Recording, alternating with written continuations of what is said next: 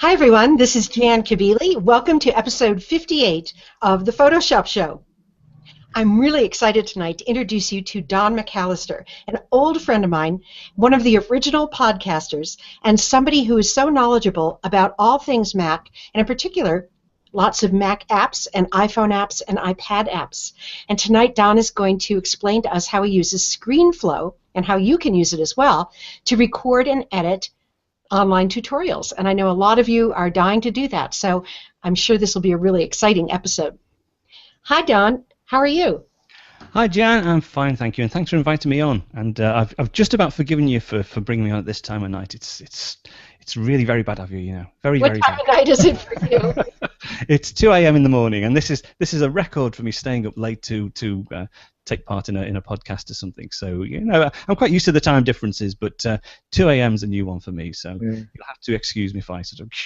But I'm sure I'll be fine.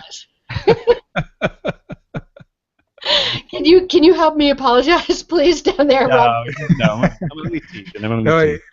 It's such a global world, except when we have to do something in live time, and then all of a sudden time zones come into play.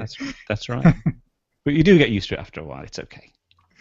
Well, I know that you visit the States a lot. Weren't you just here for Macworld?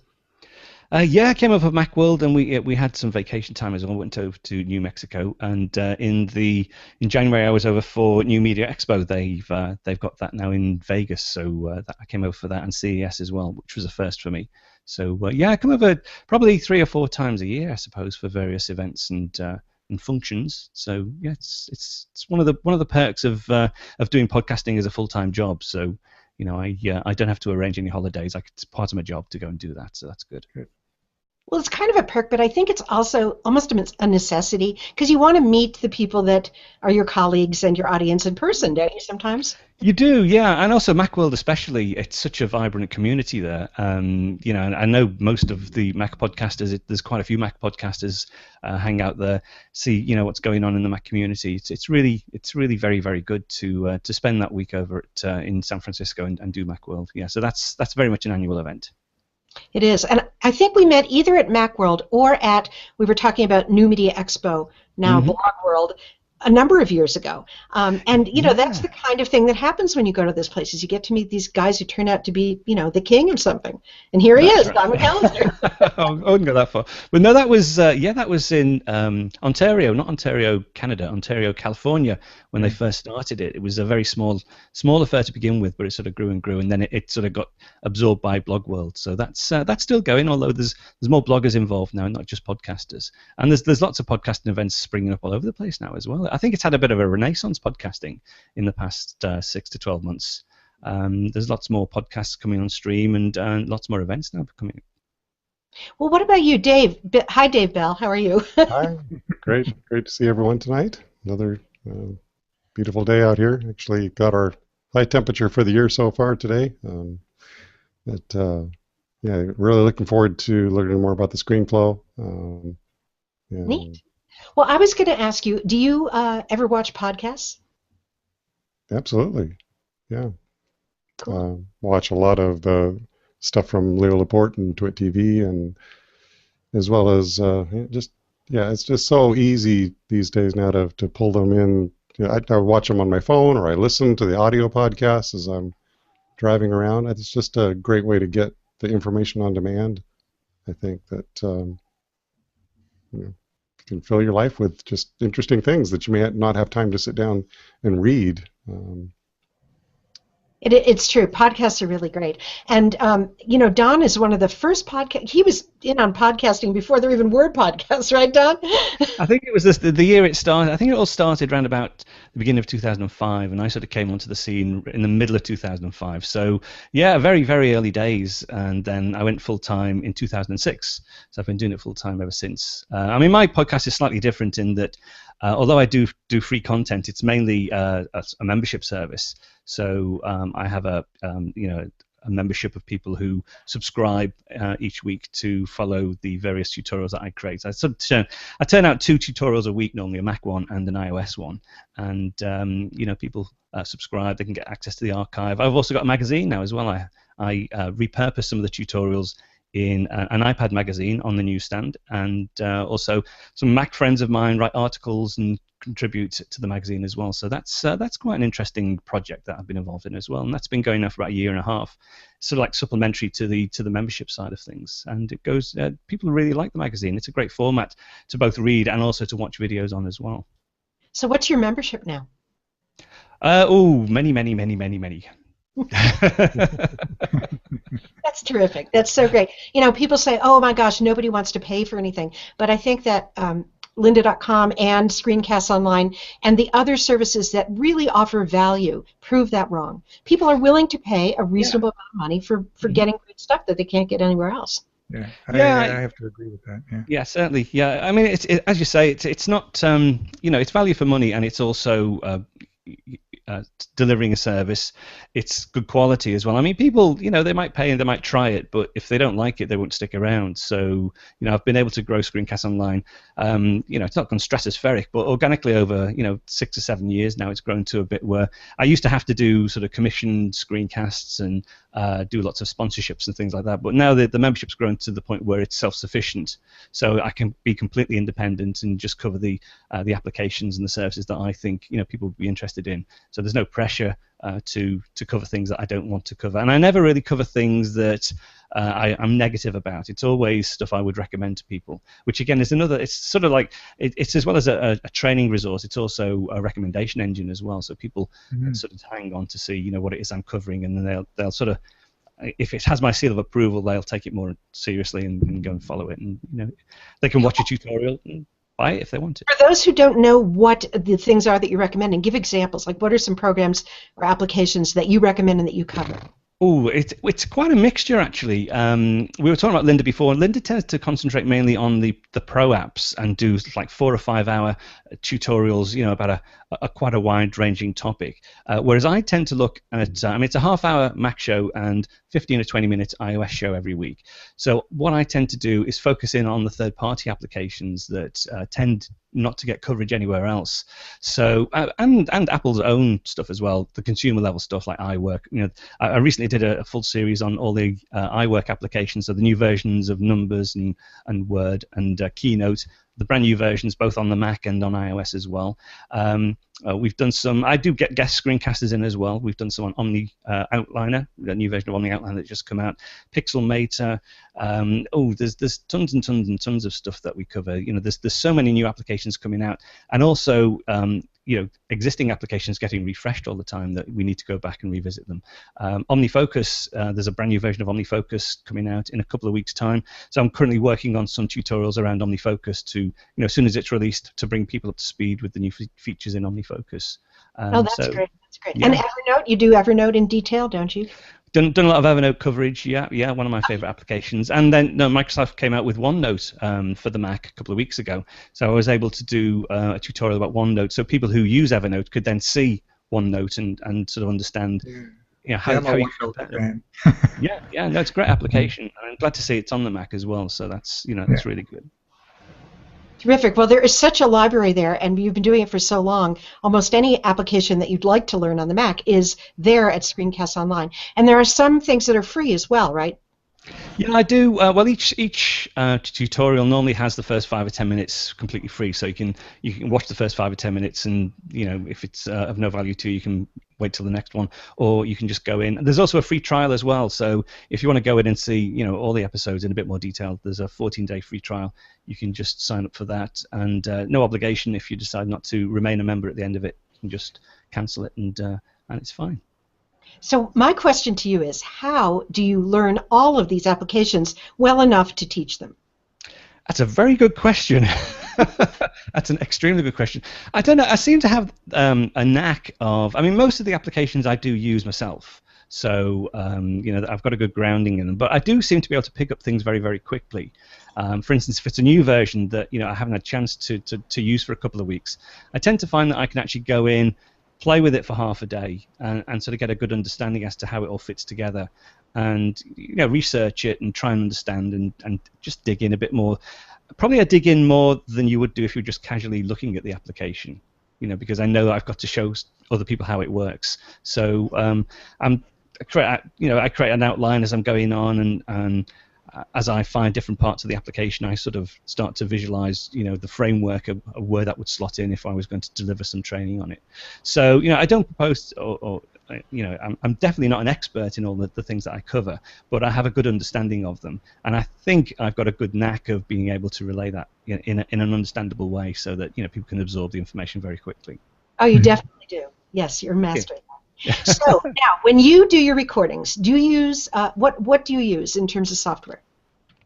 Well, I used to use Final Cut Pro and Snaps Pro X, which is what we were talking about pre-show, which was a capture tool, and then a standard video editor to create the screencasts. But 3 or 4 years ago, a new application came out called Screenflow, which is a really good application. It covers all aspects. It's a video editor, but it covers all aspects of capturing your desktop, giving you a full video editor that's optimized for screencasts, gives you the ability to encode it from within the application, and also distribute it as well if you want to publish it on YouTube or Vimeo or whatever.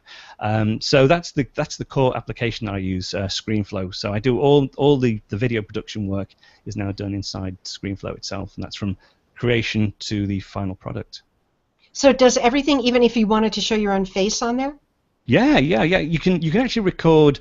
It's a multi-track recorder, and when you set it up, and I'll show you a little bit later on, you can specify to capture. If you've got a multi-desktop setup, you can specify which desktop you want to capture.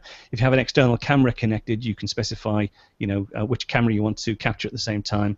You can specify which audio source you want to capture, and it'll record all those simultaneously.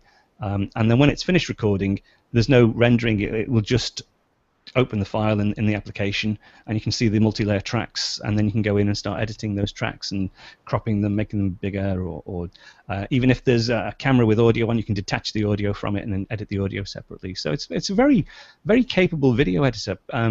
Some people actually use it, although it's optimized for screencasts, some people do use it as just a standard video editor anyway, because it's very capable.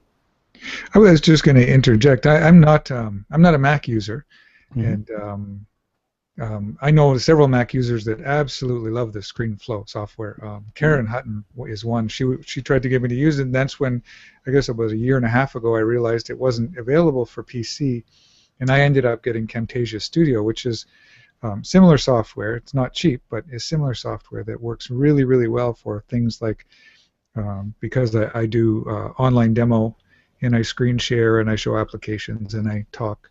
So as a PC user, I ended up going with Camtasia Studio, which is very similar software. Yes. Yeah, there is Camtasia for the Mac, and I did get a copy when it first came out. But it's one of those things where you've invested so much time in learning one particular application that, unless there's a good reason to jump to another application, I've never really sort of delved into Camtasia for the Mac. Although, I've heard good things about it. And the nice thing is, as well, is they do leapfrog each other, so there's a bit of competition now. So there's that's always good to see as well. So I'm aware of Camtasia for the Mac, but never really used it in anger, except for when it first came out. Yeah, I would suspect if I was a Mac user, I'd be using Screenflow based on all the rave reviews it gets. One of the things I love about it is how intuitive it is. It took me literally an hour or two to get up to speed, and I was then able to create my own online tutorials. And I didn't know any video editing at the time at all. So I'm very excited to see how a real expert uses it. So Don, if you want to get started, maybe you could share your screen, unless you have something else. Yeah. No. I've not really prepared anything for this. So what I thought I'd do is just sort of go through, show people the user interface, explain some of the concepts behind it, look at some of the tabs, and describe some of the features that you can do, and perhaps give you a little demo of how you would capture a screen and what it looks like in the application. So what I shall do then is, if I move that over there and share my screen, and let me just fire this up first. This is I'm not used to this, you see, doing this live. It's quite scary stuff. Get out. No, it is, honestly. The nice thing with doing a screencast is it's very controlled. So I can actually take my time to do it. There we go. So right. No, you make a good point. That's a good point. There are different skills involved here, and people who do this sort of work have to have lots of different skills, from making images to writing to speaking publicly to being able to speak extemporaneously, and then also to be very organized to do short and to the point screencasts. There's a lot to it. Yeah, I think the hardest thing with doing a screencast, it's not so much the editing at the end, it's the actual creation, it's the actually being able to talk and demonstrate something at the same time. That's the hard bit. I mean, I only ever record in like no more than 5 minutes at a time, and then I go back and edit that, and I might only do 30 seconds and then stop, review, and go back and do another. So it's I'd love to be able to record a half-hour show in half an hour, but that's just not. It's a full day's work to record 30 minutes worth of content. But anyway, can you see my screen okay now? Yes. Yeah, right. Okay. So this is basically, before we start recording, this is the setup. And from here, as I mentioned before, you can record the desktop. So I can record from my color LCD. I've got two monitors connected to this system. I've got the color LCD, which is my laptop, and I've got a widescreen monitor as well. But I'm going to record from the one that we're looking at the moment. This is the option to record video. So I've got two video cameras. I've got the one that I was talking on here. So that's the front-facing camera, and I've also got one to the side, which is showing you the setup that I have. So I can record that as well. It's recording audio from a USB system, my Onyx Blackjack. But there's all sorts of different sound sources there as well. And I can also record the computer audio as well. So very comprehensive. Probably when we start to play this back, actually the way I've got things configured, the audio won't actually be played back, so it doesn't get too confusing. But to start recording, basically, it's either a keystroke or I just hit the button, and now we're preparing to record, and it's away. So everything that I do on the desktop now is actually going to be recorded by ScreenFlow. So if I do... Right, let's go to, we've got a folder here. If I go to my downloads folder, no, let's go to my documents folder. I've got some things here. Let's say I want to demonstrate how to create a folder from that. I just go to there. I say, let's see, new folder with selection 11 items. Okay, and I can do that. And then I can, let's create a new tab. I'll open that in a new tab, and then I'll drag that off, move that over there. Okay, so, basically, we would just demonstrate how to create a new folder by using those keystrokes. When we're happy, when we're finished, again, I can either use a key combination to stop recording, or I can go up to the top here, say stop record, and there we go. So here is my multi-layer screencast. So I've got two layers in here at the minute. Let me just make this a bit bigger. I've got the screen recording, so this is the screen recording. I'll just move that one out of the way. So that's the screen recording, so all the actions that I did on screen. The nice thing about... That's the video track, the one that says screen recording, is that right? Yes, that's the video track. Okay.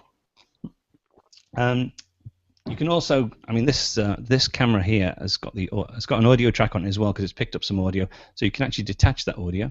So I've now got the webcam information. I've also got the audio from the webcam, so I can treat those separately if I want to.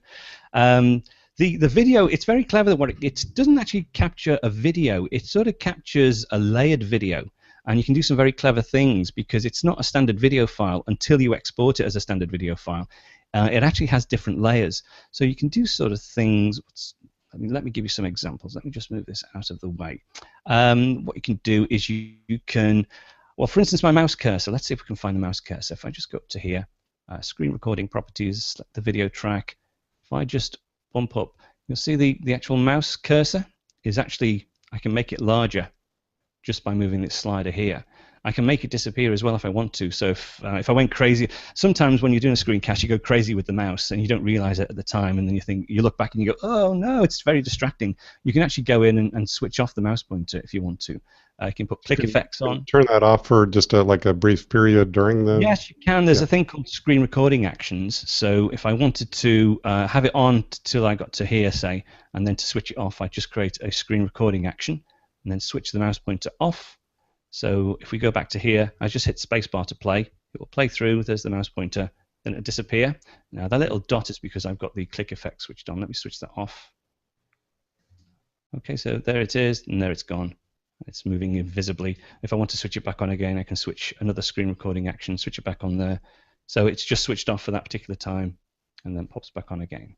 So I've always been confused. This word action, I tend to think about Photoshop actions, which are like macros. They're recording something. Is it the same thing or it's different?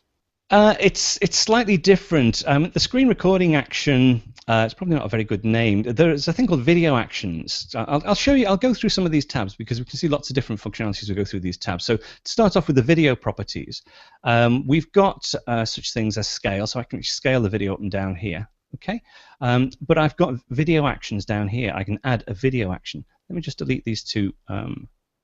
Select that one. Whoops. I'll just delete those mouse screen recording actions.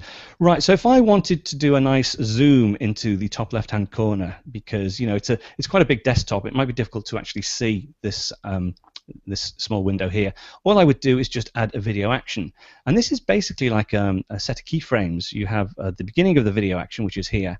Let me just make this video action bigger so you can see it better. Okay, so that's the video action. So that's the start of the video action, and that's the end. Now nothing's happening other than the animation on screen. But if I position my timeline here and then go to scale, zoom that up, and then just move this down here like this. Okay. Basically, what's happened is it's recorded this position on screen. So now, if I start there, let go, it will actually do a nice slow pan and zoom into that. And that's a video action. And similarly, I can do another video action to make it zoom out again, perhaps a bit quicker this time. You can either use the slider or you can put numerics in. So 100%. I want it 0, 0, so it's centered on screen. So now we have a nice slow pan in, stays in focus, and then zooms out again quickly.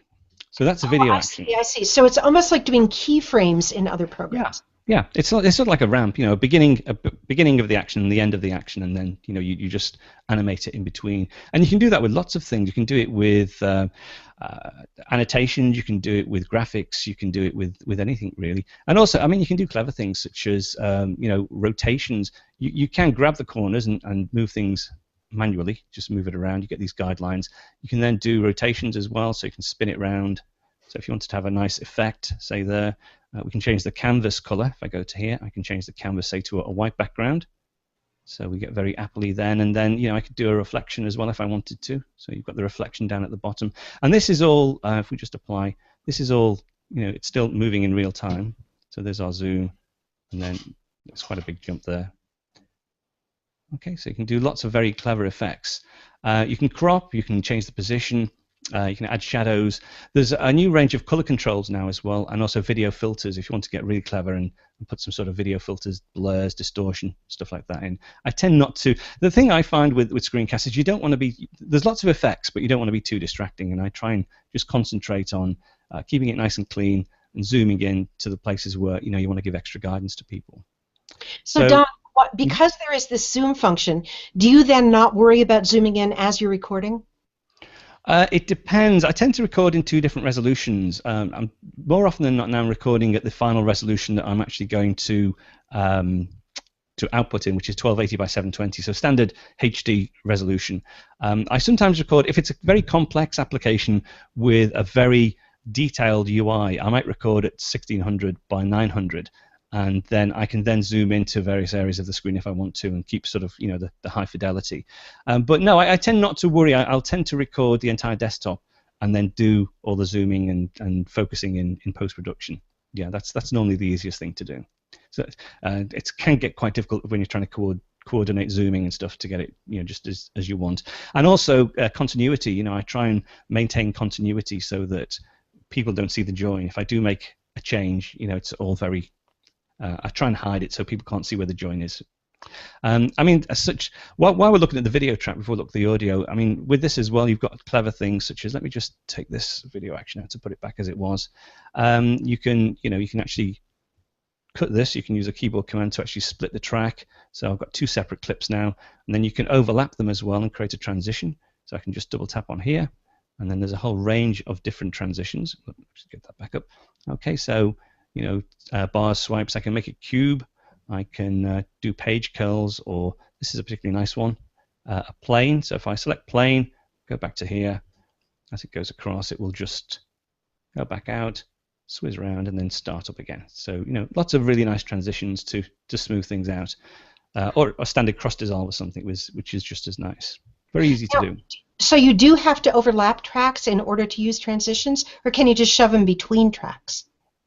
Excuse me, you do have to overlap. Clips, I meant to say clips, pardon me. No, you do have to overlap, although you can do things such as create a freeze frame, so that if you haven't got enough material, say if, Sometimes if you've recorded a clip, there's like at the beginning of here, there's no additional, I can't drag that out, there's no additional footage before here. So what you can do is you can do things called freeze frames. Let me just move these out of the way.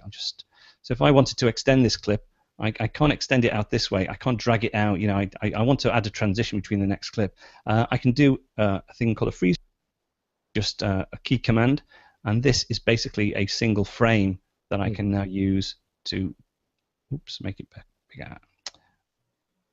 It's tricky to grab this edge until, there we go. I can just drag that out. Now this is sort of like just a single frame that I can now use to make a transition or to put in between there if I wanted to transition between those two bits.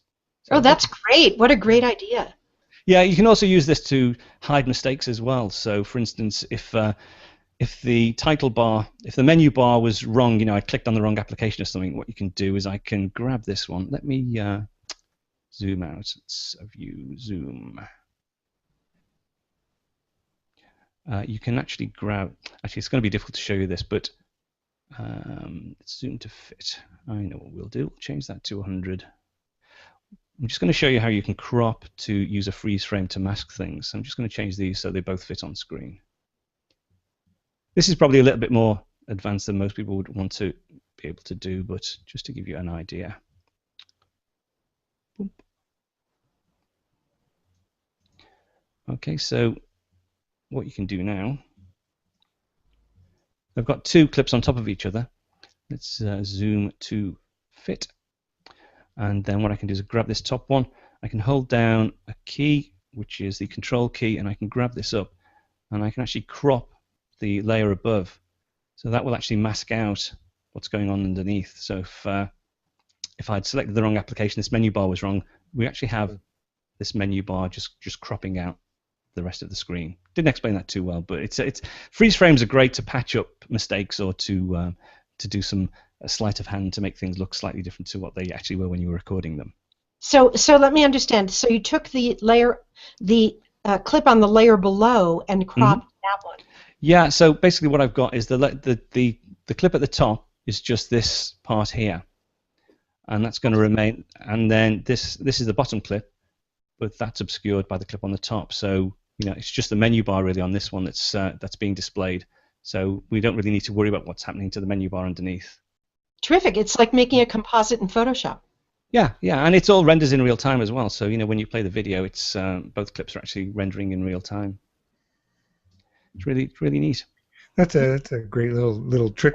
Anybody who's done any recording knows that they hate to have to go back to re-record a spot, especially if it could be fixed just like what you said. Yeah. It's funny, you know, it might only take a couple of seconds to re-record something, but I always like to go back and just fix it rather than try and re-record it, because you never get it quite the same. Or you know, if you try and do a voiceover to drop in, it's, you know, it never quite sounds the same. So if I can repair something like that, I will do. It's quite easy to do. So then, sorry, the video control. Annotation before. What do you are you talking about? Say, like writing with a tablet on top of a screen? Is that not so much? What you can do. Well, there are two different. There is actually some annotation tools. If we go over to here, you can add an annotation clip. And an annotation clip is basically well, arrows, lines, rectangles, hollow rectangles, and circles. So you can put those in quite easily. So I can add an annotation clip. Creates this element at the top. Let's say this is going to be, well, I just drag it on screen. Okay, so it's a red box to highlight the logo in the middle. I can change the thickness, change the opacity, add a shadow or an outline, and then what I can do. The nice thing with this is you can do a fade in and a fade out. So if I control or right click on the annotation, in fact, let me, whoops.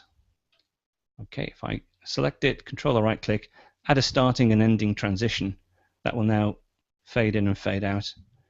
So we get a nice fade in, and then, well, it's quite a long thing, but we can fade it out as well. Let's move that across. And then eventually it'll just fade out. Okay, or we can do such things that we can animate this as well if we want to. So if I move that to here, let's animate it in the middle. Let me stop the playback. If we go back to the video track, add video action. So I've now got this video action on the annotation. So that's the start of the action. Let's move that down to say there. And now when I play, starts in one position and moves down to the bottom. So you can use video actions to move your annotations around as well, which is quite neat. But I tend to use that mainly to draw the eye to a particular area of the screen. You know, if you want people to read something, you can draw an annotation on screen and then animate it as well if the video is moving, if necessary. There's also text as well, so you can add text boxes. Text is quite easy to add. Basically, you just add a text box. We'll just add here, add a text box. Right, so there's a text box in the middle. You can double tap into it and edit it. This is some text. Oops. And then you can change the size. In fact, we need to select that. Change the size, you know, change the font, change the alignment, etc. You can also annotate this text as well, fade in, fade out. You can take the backdrop off if you want. So it's just white on white, which isn't too good, so we'll put the backdrop back in. I tend to create custom text just with PNG files, transparent PNG files, with, you know, a nice banner with a border and overlay the text on top of them, things like that. We can also annotate this as well, or rather we can animate this if we want to move it. Again, just video actions. Go to here, add video action. That's the starting position. This is the ending position, which stays up there. Hit the space bar, and then the text will move as well. One neat thing which I didn't show you before, actually, which we'll come back to audio in a second. If I go to this one here, this is what's called a call out. If I just put the mouse back to as it was, let's see, which is here. I'll just put the mouse pointer back to 100%, so it's the standard size. Because the Screenflow file is layered, we can actually treat the mouse slightly differently. We can use this thing called a callout, and if I add a callout to here, okay, you'll see that it's darkened the screen behind the mouse and just left this little circle of light. So I can actually change the opacity of the background, or I can zoom up the mouse pointer and the contents behind it as well, and I can make that wider. So, you know, if you want to actually draw attention to where the mouse cursor is, I can add an outline. Let's change the color of the outline. I can add a shadow, and then I can feather it in and feather it out, or rather build it in, there we go, and build it out. So now, if we hit space, it zooms in. So, you know, lots of different effects you can do. I mean, I'm doing this very randomly, but, you know, if there's an area where you want it to track the mouse across, you can switch that on and it will just, you know, pop it out for you. You can also do things like the foreground window if you just want to have the foreground window. Let's use this clip here. Let's delete that one.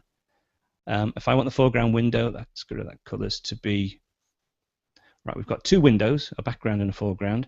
If I select that, if I say add callout, and I select foreground window, you'll see just the first window is actually highlighted, and it's actually automatic. I'm not having to do anything. It's selected that particular layer, the foreground window, and that's really cool, and it's able to distinguish the windows even after you've recorded it.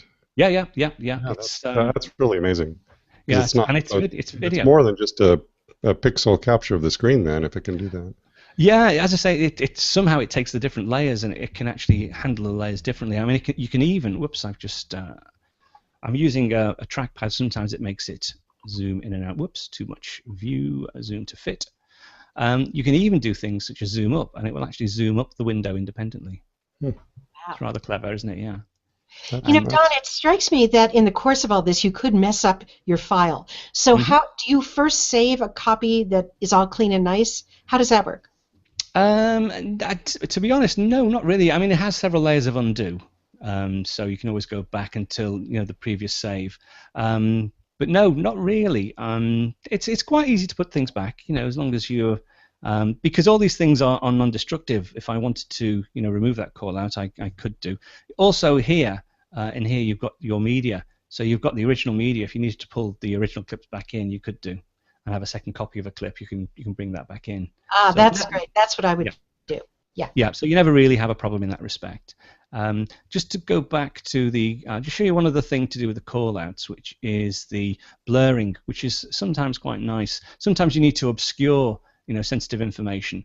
For instance, if I wanted to obscure these folder names here, perhaps the sensitive client names or customer names in there that you didn't want people to see, you can actually use a call out again. So we'll add a call out, and this time I want it to be freehand, and this time I want it to be a square, and I'll just take the opacity down, bring the blur up, and this time I just draw around the area that I want to blur, let go, and that's obliterated. Cool. So now people can't actually see that. So I don't have to worry too much about displaying sensitive information. I did one today which was about an iPad application called Photo Sync, which is a great application for syncing photos between your iPad and your Mac. And there's a thing in there called Auto Transfer, which is a geolocation type service. So I set it up and I had it going, and I allowed it to learn my location. Of course, it came up with my home address, so I didn't really want to put my home address on the screencast. So I just used that technique just to obliterate the home address, and it's fine. I can publish it once it's encoded. Obviously, if you still have the ScreenFlow file, you could go in and take it off. But once it's encoded as a proper video, you can't actually remove that blur. So it's very secure. I have another question, which is, you mentioned that you like to make your own text in the form of a transparent ping. How do you get a still image in here, like a ping? Oh, it's very, very straightforward. You can actually drag it in from the Finder, or if you go to the media browser here, there's a button down here to add media, and you get a standard, file open dialog box. So you can just go in and drag a PNG file in. Let me have a look. Where will I have on this machine? Let's see if I've got some. Yeah, this isn't my. This is not my normal machine that I'm on, unfortunately. So I don't think I've got something that I could actually drag in. But yeah, you can basically just drag it in from the Finder, and it appears. If it's a transparent PNG, it will maintain the alpha channel as well, so you'll get a nice background. Yeah, I do that all the time. Icons, as I say, backgrounds for text boxes and stuff. It's very straightforward to do. Can you bring JPEGs photos, for example?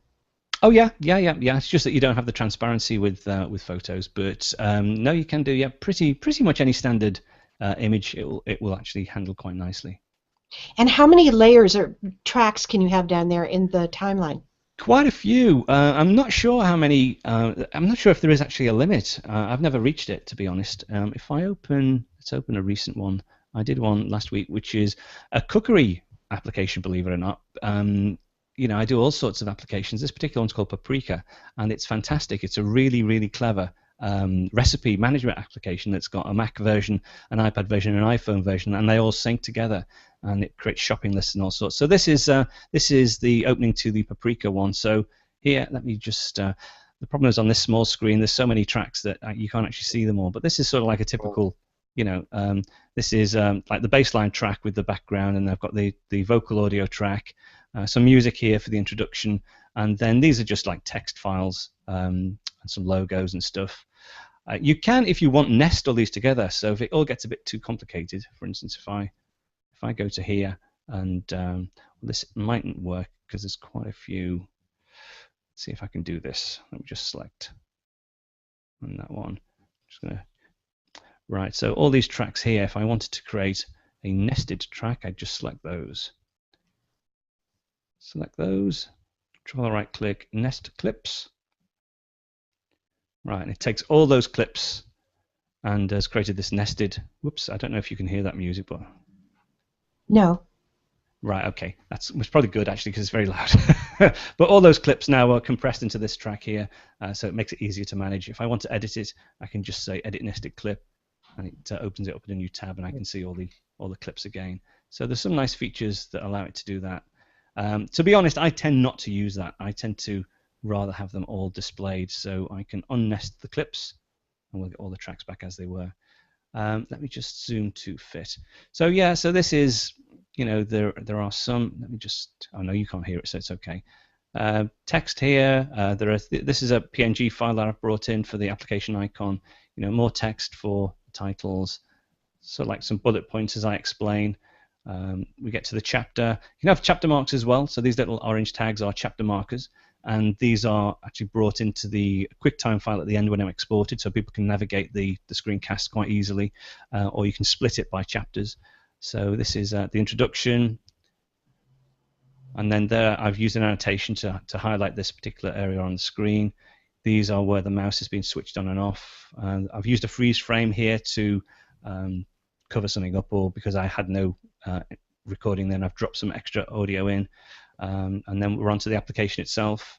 I've changed the cursor to a red cursor. You don't have to use the standard cursor. You can use your own image file. So I have this red arrow, which is a bit more easily identifiable. And how would you do that if you wanted to use your own cursor? Is it in one of those tabs at the top? It's under the let's see, the call-out properties. Let's see, here we go. Screen recording properties. What we do is we highlight the clip, and then we've got the click effect and then pointer. So this is redarrow2.png, so that's one of my own files. So if we go up to the top, you can use the default, a circle, dark, square. This is a bit of a bug, actually. It shouldn't really replicate this. It's the same thing, but it's the redarrow2.png file. You just navigate to the Finder, pull it in. You can specify as well, because it's actually a square, although you only see the pointer. You can specify which corner of the square you want it to be the anchor point, so where it points to. So that's pretty easy, straightforward. So this is a chapter where I've just put some text and just a graphic to show the title, and then we just go through, and these are all the edits where I've edited the clips and cut out any changes or added stuff in, and then towards the end, if I just jump to the end, we get some more multi-tracks here where I've got the wrap-up section. So again, more graphics, more writing, more audio, and then some scrolling text at the bottom, and then a little animation at the end to finish it off. And how's the scrolling text getting in there? That's purely, again, that's another video action. So this is just a text box, and this is a video action. It starts at one position, and it finishes at that position. So it will just move, just animated using a video action. Terrific. As far as audio is concerned, to be honest, I don't do anything too fancy with the audio, and I'm sort of playing with the audio at the moment, but let's have a look. We've got, if I select an audio track, so you've got the volume, so you can select the volume. You can switch on ducking as well, and ducking, if you're not familiar with the term ducking, it's when you have a music bed and a vocal on top, and when there's a dip in the music, the vocal becomes louder, or when the voice kicks in, the music will duck. So I tend not to use it, but it is there to be used if you want. There's some meters, so you can sort of meter the levels. You can mute the audio on a clip, and then you can process it as well. You can smooth it out. It sort of normalizes the audio for you. So if you've got peaks and troughs, it will smooth out the volume level in your audio clips. And then if you have a mono microphone that's been recorded on a single track, you can mix the input so that it's mono on 2 tracks, and it centers the vocal. And then there are some effects. Stop. So that's where my big question is. So I was doing a project for someone, and I recorded it as mono, and then he came back and said, no, it's only coming in one of the headphone things. So and I wasn't sure what to do. Is this what you would do? This is what you would do, yeah. You just select the audio track, and then you just say mix input to mono. Just check that box, and then magically it just appears on both channels. It's great, yeah. So that's that's how you would do that. And then there are 2 effects. Well, there's effects here. Again, I never use these, but reverb and presence and stuff. It's nice that they're there, but I don't think many people would actually use that. You want a nice, clean, dry sound when you're actually doing a narration. You don't want echo or reverb. And then there are some filters. You can remove background noise. So if you've got a buzz or a noisy mic, you can switch on, remove background noise. It will process that for you in real time. And then there's access to the standard audio filters, or the Apple audio filters, if you want to get really techie and go in and do some compression or tweak the audio. But again, tend not to use that too much. If I do any audio processing, you can actually export the audio as an AIFF file, and I'll tend to bring that AIFF file into Adobe Audition and use that to process it, or into Logic or something like that, and externally process it and save it back out and put it back in the project, and we have a new audio track. So this just seems tailor-made for somebody who does not want to do really professional audio and every little last bit of video, but wants to have a lot of options. It seems the perfect mix between basic consumer and fancy pro. Yeah, they've definitely optimized it. In some respects, some of the editing controls, if you're used to something like Final Cut Pro, there is lots of things like ripple edits. You can do ripple edits, but there's some fancy sort of editing you can do in Final Cut Pro and some fancy controls that I miss because I used to use Final Cut Pro to do the editing. But that's more than made up for the fact that it is optimized for screencasting, so it's very, very simple to use, and easy to put transitions in, easy to annotate. And then there's the whole export thing, which we've not looked at. If you want to export it, if we go to, well, there's two options. We can publish. So these are all the different services that we can publish to. So YouTube, Vimeo, Google Drive, Dropbox, Facebook, and a Flash output as well. And if you select like YouTube, it'll prompt you for your YouTube account. It'll specify, what size do you want it. You can sign in and just publish it, and it will encode it in the background, and then it will fire it off to YouTube. So you don't have to worry about uploading it to YouTube. It will do all that for you as well. So if you want to publish it that way, you can do. What I tend to do is just use the export features. So if you go to export, there's lots of different presets. You can export it for the web, either in high or low resolution. Lossless, if you want a lossless file that you can then take on and re-encode in a different application. That's what I tend to do. I export in lossless format and then use Handbrake to actually generate the different versions of the final file that I use. Because we script it. We've got a couple of scripts that produce different resolutions, different quality size files. Lossless ProRes with Alpha.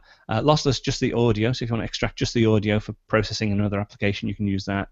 And then presets for the iPad, for the iPhone, Apple TV, and iPod. So lots of different ways to actually get the final output, the actual video file itself out of the application. Isn't there one also where you can customize the settings? Yeah. If you go to any of these, actually, if you go to Web High, you can go in and you can customize. So you can change the frame rate, the data rate, type of audio, sample rates, etc. And then you can save that as a preset then if you want as well. Okay, so now I have a specific question about this that I ran into when I was exporting. That on the monitor I was using, I could only get it to do something. I'm making up these numbers, but it was a proportion of 1280 by 800, but the client wanted it at 1280 by 720. Right. Yes. The easiest thing is to record at 1280 by 720. Because that's a standard resolution. I ran into this, and I probably should have mentioned this at the beginning. There's a thing called the canvas. If we go to here, you can actually specify the size of the canvas. So this is the actual canvas that we're working with, and you see I've got this one set to 1280 by 720. So that's an industry standard resolution, and if you output a file at that resolution, you'll normally have no problem with it. It's a standard resolution. The problem is if you go on a MacBook Air, say, and you try to record, you'll set it up and you'll drop it down to 1280, but it won't go to 720. It will probably say 1280 by 800. So you'll record at that resolution, and then if you try to squash it to 720, it will distort, and it's horrible. So the solution is to record at 1280 by 720, but to do that you normally need, unless the Mac supports it, and there are a couple of Macs, I think the 11-inch MacBook Air supports 1280 by 720, but pretty much everything else doesn't. You have to use a separate application called SwitchResX. It's a cheap third-party app that enables you to use a custom resolution with your monitor. And that's what I have on this particular machine now. I use SwitchResX, just use that and switch it to 1280 by 720, and then when you record, the actual recording is in that final resolution. So, oh my God, that's so great! That is worth having you on. Just now, what was I going to say about that? Is but I did do kind of what you're showing. I did the cropping there, and then futzed around with it, and it was okay. Yeah, you could do. I mean, probably what you could do is change the canvas, but then the bottom portion of the screen would hang off the edge of the canvas, which is okay, as long as you don't need to show the icons and stuff or the dock. You might have to move the dock up so you can see the dock and then move it down again. Much easier to record at the native resolution, and then you don't have to worry about cropping or changing the aspect ratio, stuff like that. But then when you're using the new operating system on a MacBook Pro, you don't get to choose the resolution anymore, do you? Doesn't it just say like best for? Yeah, that's the problem. It says, well, there are two options. One is best for display, which is the optimum resolution, and then there's scaled, and it shows you 5 different resolutions. But SwitchResX gets around that. It actually does show you the true resolution, and it gives you a lot of different resolutions to choose from. And you can create custom resolutions as well, so you can specify your own resolution. It doesn't always work, but 9 times out of 10, if you put a custom resolution in, it will accept it. You need to reboot the machine, but then you can go into SwitchResX and use that to actually change the resolution of the machine. And does it make any difference if you're working on a Retina Pro monitor? No, it works fine. No, it works fine. In fact, I use now a MacBook, Retina MacBook Pro. This is actually my second one now. So I have this as sort of like my dedicated screencast machine.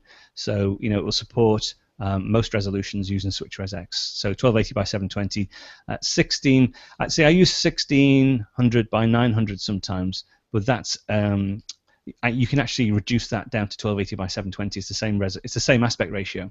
So I've never gone as high as 1080p though. There's no point for a screencast because everything gets teeny weeny tiny on the screen. It's just not worth it. So 720 is a good resolution for a screencast. Great.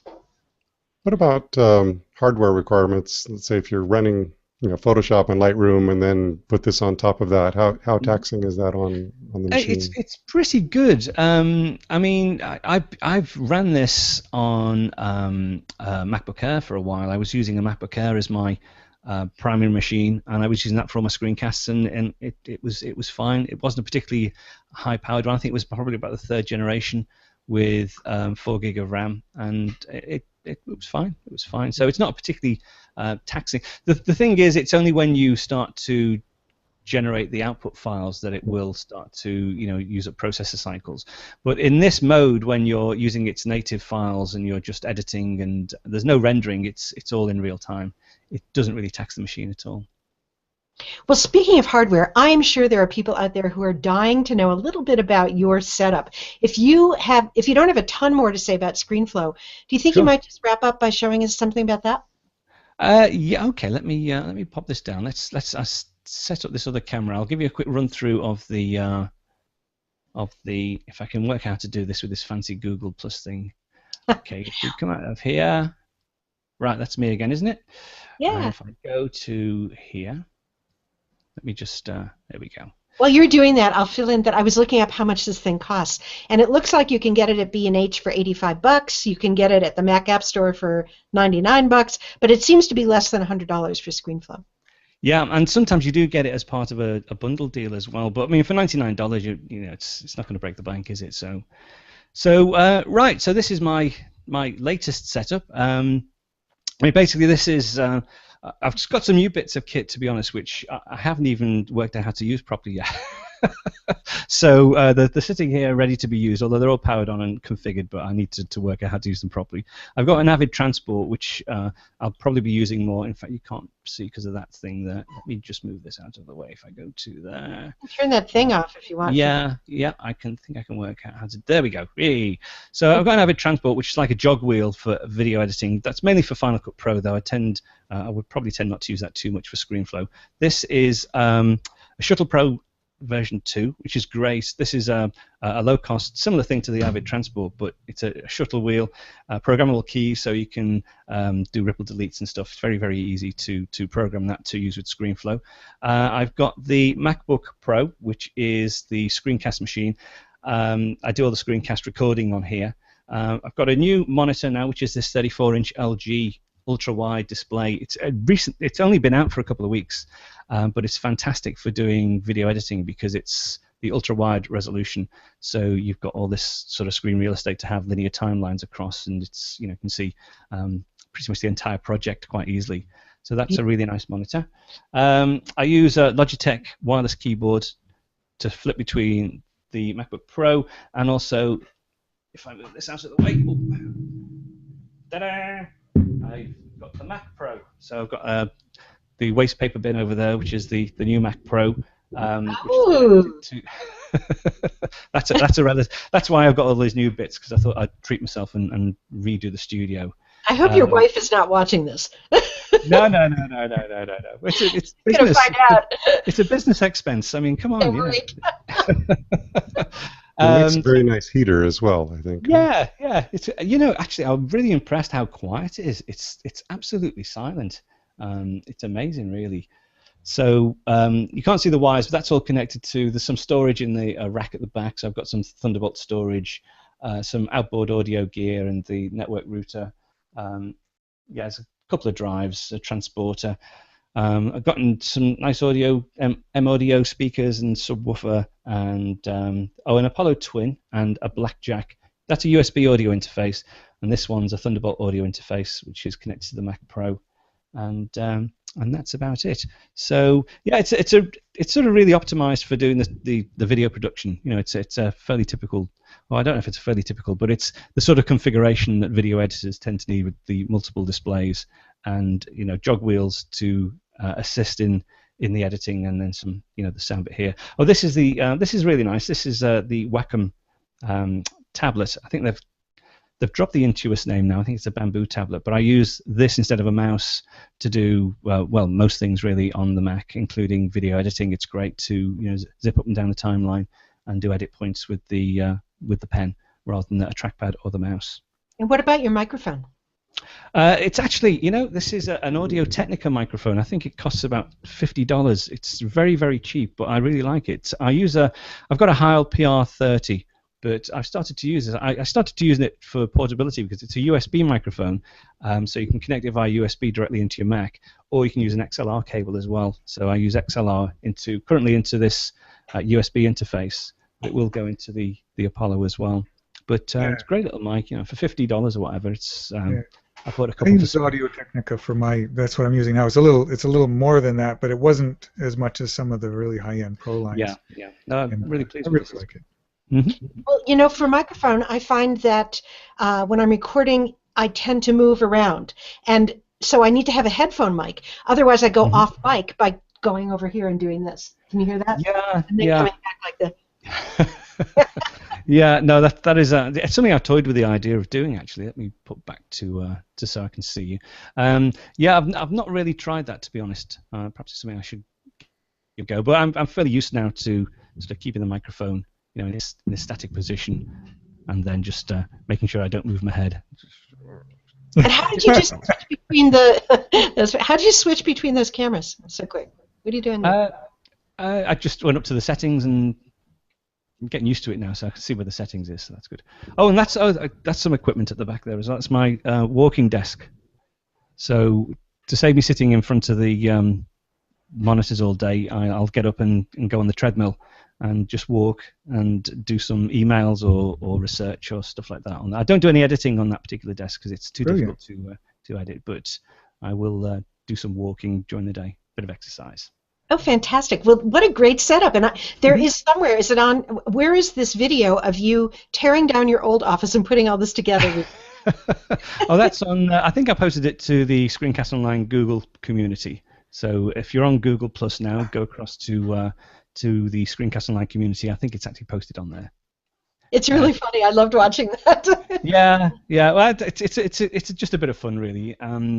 I actually did one a couple of years ago when I set up the original office, and I thought I'll do another one, stripping all that down and putting this new one back in. So it took a full day to do most of the moves, and it still wasn't finished. So it's taken another couple of days since there as well. So, Don, I'm sure everybody realizes now what a great instructor you are and would love to see more of your work. So where do they go? How do they do that? All the details. Right, so if you go across to ScreenCastsOnline.com, as I say, there's a 14-day free trial if you want to try out the membership. No obligation. There's a quarterly membership and an annual membership as well. There's also, actually, I did a special deal, didn't I? I set up a special deal. If you want to forego the 14-day free trial, there's a special page you can go to. Do you have the details to hand? Because I'd forgotten what the Ron, have you worked this out, or Dave, do you have any? Yeah, I'm just making a post to go into the comments now with the a couple of the pieces of information. Yeah, so there's either the 14-day free trial, or if you want to jump straight in and get a discount, it's called the Photoshop show page, isn't it? Let's. I'm just going to refresh my memory. Yeah, where did I put it? It's right here in our chat. So here we go. Yeah, if you go to ScreenCastsOnline.com. /the Photoshop show, I put a special page up for a 35% discount membership, so you can go ahead and sign up and get a full 35% discount off the standard membership. And the membership is only normally about $97 for a full year. You know, that's 52 104 shows a year of Mac and iOS tutorials. So there's that. You can also go across to Newsstand, the Screencast Online magazine in there. If you become a member, you get a free complimentary copy of the magazine as well. But if you don't want a full membership, you can go across and just get the magazine. There is also, if you are interested in ScreenFlow, there's also an app in the App Store, SEO Tutor for ScreenFlow, which is, I think it's about 2.5 hours of me going through ScreenFlow in a bit more detail. Relatively inexpensive. I think it's only $7 or $8 or something like that. So if you want to buy the app, you can go ahead and buy the app for ScreenFlow tutorial, SEO Tutor. And on Twitter, you can find me as Don McAllister. And I think that's about everything. Terrific, terrific. Now, Ron is, as he said, for the viewers, is putting the link to that place where you can go and get your discounted subscription to Screencasts Online. So that'll be on the event, Ron, is that correct? Yeah, it's on the event now. Both Dave and I put the page up. We were doing it at the same time together, so it's doubled up there. Your G Plus community is also put up there as well. Oh, great. So those who are interested. I mean, for myself, for people like me, although I don't use ScreenFlow, this has been really helpful for me as well, because I do put together screencasts, and it's given me all kinds of fantastic ideas. So thank you. Good, no problem. Great. Well, thank you so much, Don, and I so much apologize again for keeping you up. It's now almost 3 o'clock in the morning in England, where you are. I've forgotten about that, so don't worry about it. I feel fine. Sorry. I think I'll go clubbing it or something now. It's almost time to put coffee on. No, I had a strong coffee before we came on, so I'll probably be up for another hour now, so that's okay. Yeah. So, Don, tomorrow I'm flying to Europe, and so I'll be in your neck of the woods. Oh, excellent. Where are you going? Well, we're going to Croatia, and then we're going to Italy. Oh, fantastic. Oh, yeah. That's good. Good. Oh, I hope you have a lovely time. I'm sure that I will, but of course I haven't prepared it all, and now I have to rush around and pack and organize all my photo gear. Any advice about what to take, you guys? Photo-wise, whatnot? Photo-wise, go with your mirrorless stuff. Oh, yeah, totally. Yeah. Bring a tripod. Yeah. No, I don't want to. I have a gorilla pod. That's all I'm going to bring. Oh, that'll work. It does in a pinch. But if you want to shoot anything low light or night stuff, you have to have your tripod. Have some kind of tripod. I'm not. No, because you know what? I won't take it with me. I'll just leave it sitting in the stupid hotel room. So we'll do the gorilla pod, I think, and definitely the Olympus OMD with. I can fit 4 lenses in a purse. It's unbelievable. Yeah. And and I got that little Zoom recorder, so I'll be able to do some videos maybe on the spot. We'll see. Yeah. Good. And what else? Oh, and I finished the book. Yesterday, I finished the last edits on right. I just wrote Don, I don't know if you know this, I wrote what was it called now? Adobe Lightroom and Photoshop for Photographers classroom in a book. Excellent. Yeah. Good stuff. So all finished now? All finished, and not only that, but they're going to put my name on the cover, which is amazing. I had to give you an applause. I couldn't find them for a second there. You need this holiday now after that. You've been pulled away doing that book for a little while now. Yeah. I forgot. Writing a book is really a lot of work. So much more work than anyone could imagine. And not very, it sounds all romantic that you're sitting there writing. Forget it. It's a marathon. I'll keep that in mind and not write books. Maybe you will. Well, anyway, I know that Don has to go to sleep, and I have to go pack, and the rest of you have things to do. Anything to tell us before we leave, Ron? What are you up to? No, I think we're pretty much. I'm getting ready to head into a kind of a busy season, so I have a couple of workshops coming up just here in Ontario, and then I travel down to California. I'm going to see Dave in June. Yay! So for the next 6 weeks, things are really jammed. I'm just finishing up on the final week of one of my mentorships, so the only thing I'm maintaining through the summer is the Arcanum as far as teaching goes, except for the workshops. And the rest is work. And Photoshop show. Of course, the Photoshop show. That's not work. That's fun. It is. Well, the next episode, you'll be without me. I'm afraid to promise to log in while I'm traveling. So if you wouldn't mind, in 2 weeks, let you and Dave take the reins. Okay. Okay. Be happy to. Yeah. Great. Have a great trip. Thank you, Dave. Anything for you to report? No. Well, I'm doing my writing myself. That's different kind of writing. It's doctoral dissertation stuff, and that's what's keeping me busy these days. Oh my God. But, Very impressive. but all about photography. So. Oh, really? What in particular? Well, I'm interested in the freelance photographers. Well, let's just say the plight of the freelance photographer. What is it that makes it work for you? What doesn't work? And looking for some fundamental factors. Cool. That'll be interesting. You know, Don is a good example of someone. Don, you have a full-time business there, right? Mm-hmm. Yeah, very much so. Yeah, and you made it up, right? Yeah. I'm just heading into a busy period as well because another benefit of doing the podcasts, the MacMania cruises that I go on now and again. I've got another one coming up in June, but the problem is it's a full-time job. Creating the weekly show, so I've got to prepare all the shows in advance for the weeks that I'm away, and then I've got to prepare the sessions for while I'm doing these sessions on the ship, and it gets very busy. But I enjoy it though; it's good. Is that still run by Geek Cruises?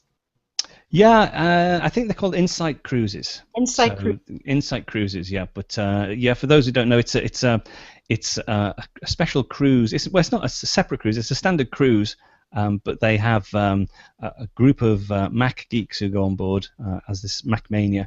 And while we're at sea, we have basically seminars and sessions all about the Mac and iPad and iPhone, so that you don't have to go and do deck quotes or whatever. You can come to the sessions and learn more about the Mac. And it's just a great way of it's really nice people on board, and you do a bit of traveling and learn more about the Mac as well at the same time. So it's good fun. But this one's very exotic. The one I'm going on the next one.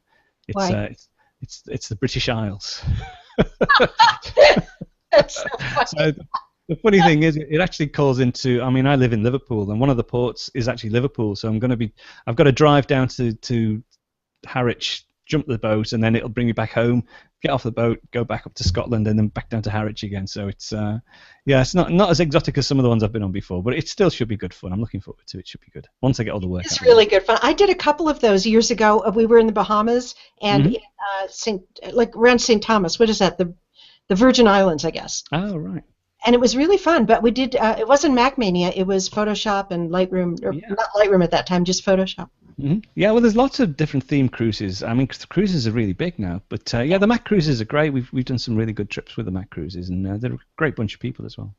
It's a fun thing to do. Well, have a great time, and I hope you get some sleep before that. I don't know. We'll see. Yeah, I'm sure I will. Thanks for having me again. It's been good fun. Great. It's so nice to talk to you. Thanks for coming on. We'll see you guys later. All right. Cheers now.